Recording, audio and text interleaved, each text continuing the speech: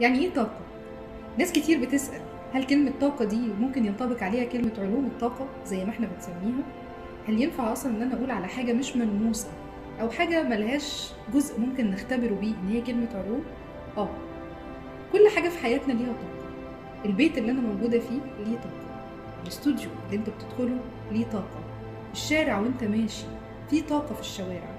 كتير لما بندخل وسط البلد، شارع طلعت حرب، اي شارع من الشوارع القديمه للقاهره القديمه، بنحس بطاقه حلوه، بنحس ان احنا ماشيين في مكان احنا عايزين نكمل ماشي فيه، ما بتزهقش بالرغم من انه مكان زحمه، مليان ناس كتير حواليك، مليان عربيات، اصوات عاليه، لكن انت بتحس ان انت مرتاح.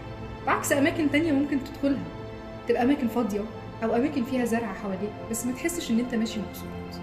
كل حاجه في حياتنا ليها طاقه بتاثر علينا، احنا نفسنا لينا ذبذبات، لينا هالة حوالينا. مصدر الطاقة الأساسي جوه قلبك، جوه نفسك. عشان تشحن قلبك أو تشحن شكرا القلب، مصدر الطاقة في جسمك، أنت محتاج إن أنت يكون عندك علاقة طيبة بربنا. الله، كلمة الله هي الطاقة، هي نور، هي حاجة ممكن تخليك من جوه تحس إن روحك كلها بتنور، تخلي عندك شحنة، تخلي عندك زي ما بنقول كده التشارجنج بتاع التليفون أو شحن التليفون. أنت بتشحن قلبك.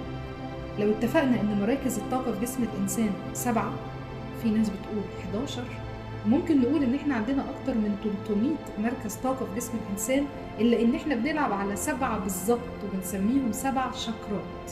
السبع شاكرات بيكونوا مبتدئين معانا من اول شاكرا التاج، يوصلوا معانا لحاجة حاجة اسمها شاكرا الجذر.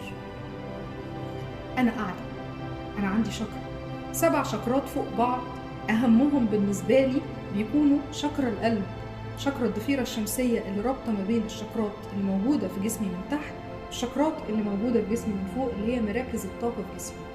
هل معنى كده ان الحاجات اللي حواليا ملهاش طاقة بتأثر فيا؟ زي ما اتفقنا كل حاجة بتأثر فيا، حتى الهالة اللي موجودة حواليا بتختلف من شخص لآخر على حسب من التجارب اللي انت مريت بيها، وعلى حسب كل حاجة انت شفتها لون الهالة ده بيختلف معاك. قد يكون الشخص اللي قدامي الهالة بتاعته لونها اسود، ده شخص مر بأحداث كتير قاسية، حاجات كتير وجعته، حاجات كتير قفلت معاه حياته.